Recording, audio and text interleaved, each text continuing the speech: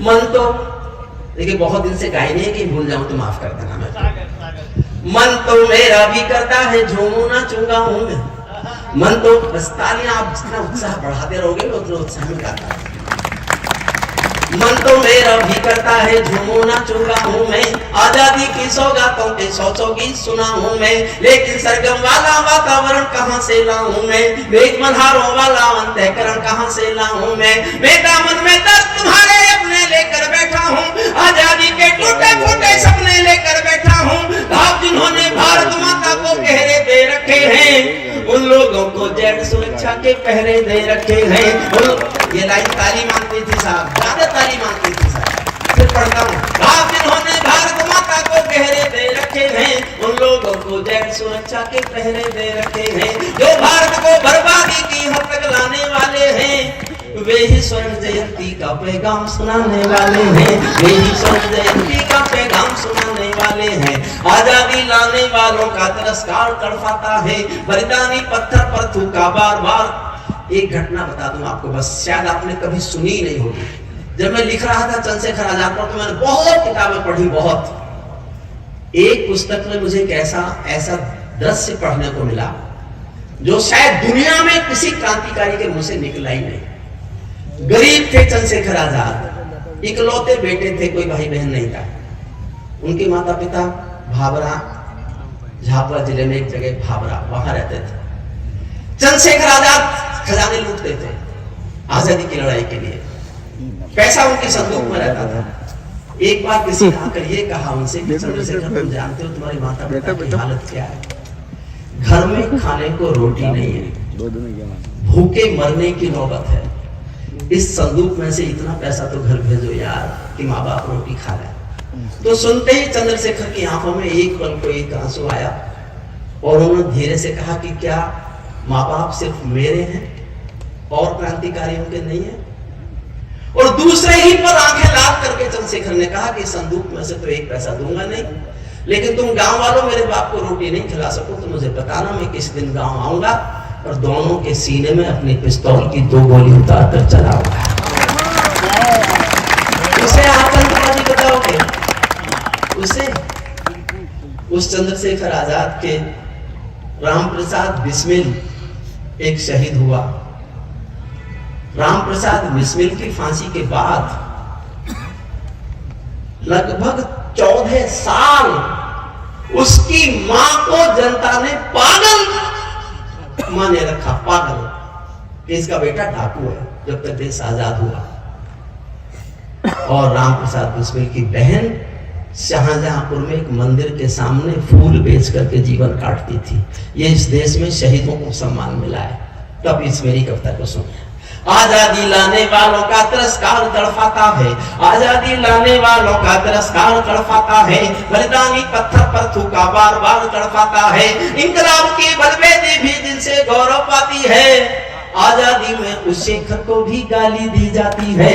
आजादी में मन से सुन लीजिएगा, ताली बजाना मत बजाना, आपका दिल करे तो बजाते रहिए। आजादी में उस शेखर को भी गाली दी जाती है। मैं दिनकर की परंपरा का चारण हूँ, भूषण की शैली का अल्प उदाहरण हूँ। इसीलिए मैं दरबारों के गीत नहीं गा सकता हूँ। मैं पीड़ा की चीखों में संगीत नहीं ला सकता हूँ। मैं पीड़ा की चीखों में संगीत नहीं ला सकता हूँ। इससे बढ़कर और शर्म की बात नहीं हो सकती थी। मैंने रो रो कर कविता लिखी। इससे बढ़कर और शर्म की बात नहीं हो सकती थी। आजादी के परवानों पर घात नहीं हो सकती थी। कोई बलिदानी शेखर को आतंकी कह जाता है। पत्थर पर से नाम हटाकर कुर्सी पर रह जाता है। पत्थर पर से नाम हटाकर कुर्सी पर रह जाता है। गाली की भी कोई सीमा है, कोई मर्यादा है। ये घटना तो देशद्रोह की परिभाषा से ज्यादा है। मेरी आंखों में पानी है, सीने में चिंगारी है। राजनीति ने कुर्बानी के दिल पर ठोकर मारी है। सारे बदल परोधा चुप थे, कोई कहीं नहीं बोला, लेकिन कोई ये ना समझे कोई खून नहीं खोला। कविता का सौंदर्य केवल ये है राजेश कि जब वो गाली दे रही होंगी चंद्रशेखर आजाद को तो शहीदों की आत्मा कहीं स्वर्ग में, सब शहीदों की आत्मा सुन रही होगी। सबकी आत्मा सुन रही होगी कि आज देश में एक प्रदेश की मुख्यमंत्री उनको गाली दे रही है। उन पर क्या गुजरी होगी, बस इस सौंदर्य को जीना मेरे साथ। सारे वतन पुरोधा चुप थे, कोई कहीं नहीं बोला, लेकिन कोई ये ना समझे कोई खून नहीं खोला। सुनकर बलिदानी बेटों का धीरज डोल गया होगा, सुनकर बलिदानी बेटों का धीरज डोल गया होगा। मंगल पांडे फिर से उड़ित की भाषा बोल गया होगा, मंगल पांडे फिर से उड़ित की भाषा बोल गया होगा। सुनकर हिंद महासागर की लहरें गड़ गई होंगी, शायद बिस्मिल की गजलों की बहरें गड़ गई होंगी। नील गगन में कोई पुच्छल तारा टूट गया होगा, अशफाकुल्लाह की आंखों में लावा फूट गया होगा, अशफाकुल्लाह की आंखों में लावा फूट गया होगा। भारत भूख पर मरने वाला टोला भी रोया होगा, इंकलाब का रंग बसंती चोला भी रोया होगा। चुपके चुपके रोया होगा संगम तीरथ का पानी, आंसू आंसू रोई होगी धरती की चूनर धानी। एक समंदर रोई होगी भगत सिंह की कुर्बानी। क्या ये ही सुनने की खातिर फांसी झूले सेनानी, क्या ये ही सुनने की खातिर फांसी। और साहब मैंने जीवन का सर्वाधिक गुस्सा किया है कविता में, इससे अधिक गुस्सा मैंने कभी नहीं किया।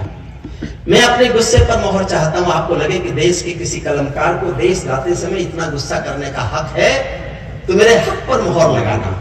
चुपके चुपके रोया, बहुत गुस्सा है वो, अगर उसका ट्रांसलेट करो गुस्से का तो वो फिर आतंकी है, मैं हूं आतंकी उसको लिखते समय। चुपके चुपके रोया होगा संगम तीरथ का पानी, आंसू आंसू रोई होगी धरती की चूनर धानी। एक समंदर रोई होगी भगत सिंह की कुर्बानी, क्या ये ही सुनने की खातिर फांसी झूले सेनानी। जहां मरे आजाद पार्क के पत्ते खड़क गए होंगे, जहां मरे आजाद पार्क के पत्ते खड़क गए होंगे, जहां मरे आजाद पार्क के पत्ते खड़क गए होंगे, कहीं स्वर्ग में शेखर जी के बाजू फड़क गए होंगे। शायद पल दो पल को उनकी निदिया भाग गई होगी, फिर पिस्तौल उठा लेने की इच्छा जाग गई होगी, फिर पिस्तौल उठा लेने की इच्छा जाग गई होगी। शेखर महायज्ञ का नायक गौरव भारत भूखा है, जिसका भारत की जनता से रिश्ता आज लहू का है, जिसने जीवन के दर्शन ने हिम्मत को परिभाषा दी, जिसके पिस्टल की गोली ने इंकलाब को भाषा दी, जिसने धरा गुलामी वाली क्रांति निकेतन कर डाली, आजादी के हवन कुंड की अग्नि चेतन कर डाली, जिसके कारण त्याग अलौकिक माता के आंगन में था, इकलौता बेटा होकर भी आजादी के रण में था, जिसको खूनी मेहंदी से भी देह रचाना आता था। आजादी का योद्धा केवल चने चबे न खाता था, अब तो नेता परवर सड़कें शहरों को खा जाते हैं और पुलों के शिलान्यास में नहरों को खा जाते हैं। अब तो नेता परवर सड़कें शहरों को। और एक कीड़ा गा रहा हूं, भाजपा के समर्थन से थी, मैंने तब भी गाया, और उसके बाद 17 में लौटे जब जनता भूल गई, तभी मैंने लिखा एक ईमानदार कलमकार के रूप में। आप सारे भाजपा के हो फिर भी सुनना, और आपको लगे मैं ठीक कह रहा हूं तो मैं आपकी तालियां सुनना चाहता हूं, ताकि आपको लगे जब कविता के श्रोता हो तो देश के श्रोता होकर सुनो, भाजपा कांग्रेसी होकर मत सुनो। जो भारत माता की जय के नारे गाने वाले हैं, बहुत दिनों बाद गा रहा हूं तो गला भी सूख रहा। जब मैं आज 2-3 घंटे सुना लूंगा गला ठीक हो जाएगा। मैं बुद्धि प्रकाश के चेहरे का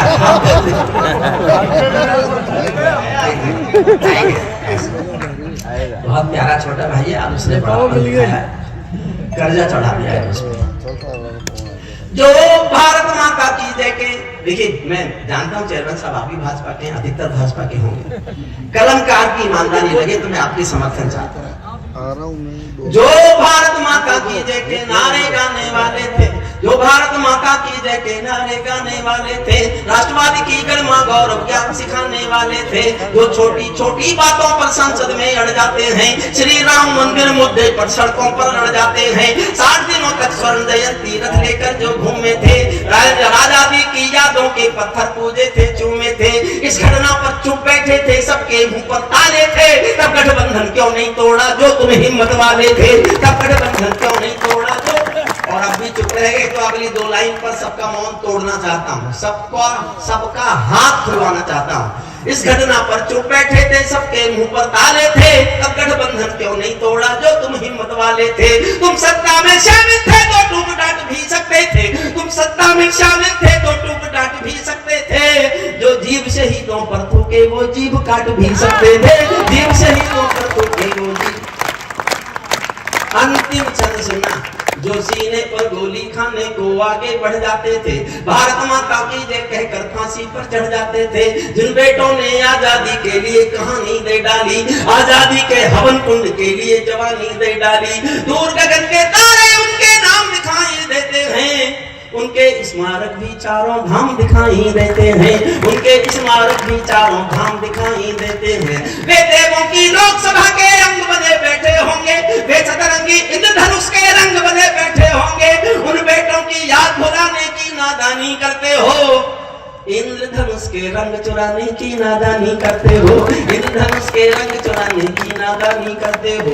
जिनके कारण ये भारत आजाद दिखाई देता है, अमर तिरंगा उन बेटों की याद दिखाई देता है। उनका नाम जुबां पर लो तो पलकों को झपका लेना, उनकी यादों के पत्थर पर दो आंसू टपका देना। जो धरती में मस्तक बोकर चले गए, दाग गुलामी वाला धोकर चले गए, मैं उनकी पूजा की खातिर जीवन भर गा सकता हूँ।